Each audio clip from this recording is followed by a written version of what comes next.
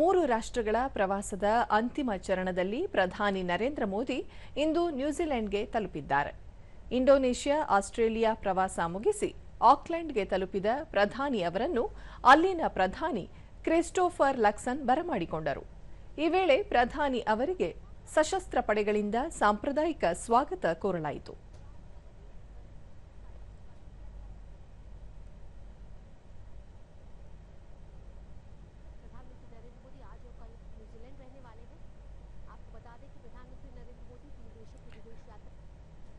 ಬಳಿಕ ಪ್ರಧಾನಿ ಅವರಿಗೆ ನ್ಯೂಜಿಲೆಂಡ್ನ ಭಾರತೀಯ ಸಮುದಾಯ ಸ್ವಾಗತ ಕೋರಿದರು.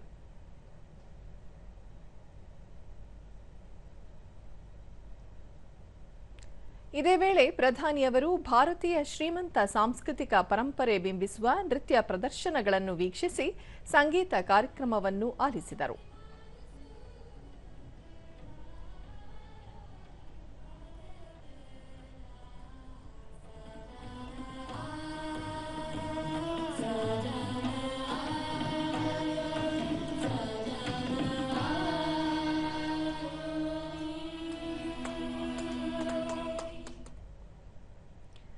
ಬಳಿಕ ಸಾಮಾಜಿಕ ಮಾಧ್ಯಮದಲ್ಲಿ ಪೋಸ್ಟ್ ಮಾಡಿರುವ ಪ್ರಧಾನಿಯವರು ಭಾರತ ಸಾಂಸ್ಕೃತಿಕ ಪರಂಪರೆಯನ್ನು ಪಸರಿಸುತ್ತಿರುವ ಹಾಗೂ ಭಾರತ ನ್ಯೂಜಿಲೆಂಡ್ ನಡುವಿನ ಬಾಂಧವ್ಯಗಳನ್ನು ಬಲಪಡಿಸುತ್ತಿರುವ ಭಾರತೀಯ ಸಮುದಾಯಕ್ಕೆ ಅಭಿನಂದನೆಗಳು ಎಂದು ಹೇಳಿದ್ದಾರೆ.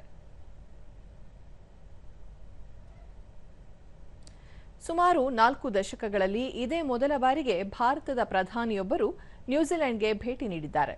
ಭೇಟಿಯ ವೇಳೆ ಪ್ರಧಾನಿಯವರು ನ್ಯೂಜಿಲೆಂಡ್ ಪ್ರಧಾನಿಯೊಂದಿಗೆ ದ್ವಿಪಕ್ಷೀಯ ಮಾತುಕತೆ ನಡೆಸಲಿದ್ದಾರೆ. ನ್ಯೂಜಿಲೆಂಡ್ನ ಮಹಿಳಾ ಸಮುದಾಯ, ಯುವಜನರು, ಉದ್ದಿಮೆ ಕ್ಷೇತ್ರದ ದಿಗ್ಗಜರು, ಶಿಕ್ಷಣ ತಜ್ಞರು ಹಾಗೂ ಇನ್ನಿತರ ಸಮುದಾಯಗಳ ಸದಸ್ಯರು ಪ್ರಧಾನಿ ನರೇಂದ್ರ ಮೋದಿ ಅವರ ಭೇಟಿಯನ್ನು ಭಾರತ ನ್ಯೂಜಿಲೆಂಡ್ನ ಬಾಂಧವ್ಯದ ಹೊಸ ಅಧ್ಯಾಯವಾಗಿ ಕಾಣುತ್ತಿದ್ದಾರೆ. ವ್ಯಾಪಾರ, ಶಿಕ್ಷಣ, ಹೂಡಿಕೆ, ಕ್ರೀಡೆ ಹಾಗೂ ಸಾಂಸ್ಕೃತಿಕ ವಿನಿಮಯಗಳಿಗೆ ಸಂಬಂಧಿಸಿದಂತೆ ಉಭಯ ರಾಷ್ಟ್ರಗಳ ಬಾಂಧವ್ಯವನ್ನು ಈ ಭೇಟಿ ಮತ್ತಷ್ಟು ಬಲಪಡಿಸುವ ನಿರೀಕ್ಷೆ ಇದೆ. ಪ್ರಧಾನಿ ನರೇಂದ್ರ ಮೋದಿ ಅವರ ನ್ಯೂಜಿಲೆಂಡ್ ಭೇಟಿ ಉಭಯ ದೇಶಗಳ ನಡುವಿನ ಜನಬಾಂಧವ್ಯ ಹಾಗೂ ದ್ವಿಪಕ್ಷೀಯ ಒಪ್ಪಂದಗಳಿಗೆ ಸಾಕ್ಷಿಯಾಗಲಿದೆ.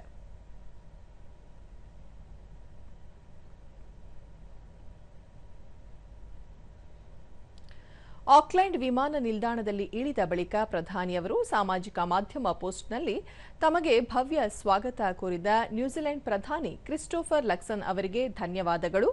4 ದಶಕಗಳಲ್ಲಿ ನ್ಯೂಜಿಲೆಂಡ್ಗೆ ಮೊದಲ ಭಾರತೀಯ ಪ್ರಧಾನಿ ಭೇಟಿ ಐತಿಹಾಸಿಕವಾಗಿದೆ. ಭಾರತ ನ್ಯೂಜಿಲೆಂಡ್ ಸ್ನೇಹ ಸಂಬಂಧದ ಸಂಪೂರ್ಣ ಶ್ರೇಣಿಯನ್ನು ಚರ್ಚಿಸುವುದಕ್ಕೆ ಮತ್ತು ಪ್ರಧಾನಿ ಲಕ್ಸನ್ ಅವರೊಂದಿಗೆ ಮಾತುಕತೆ ನಡೆಸಲು ನಿರೀಕ್ಷಿಸುತ್ತಿರುವುದಾಗಿ ಹೇಳಿದ್ದಾರೆ.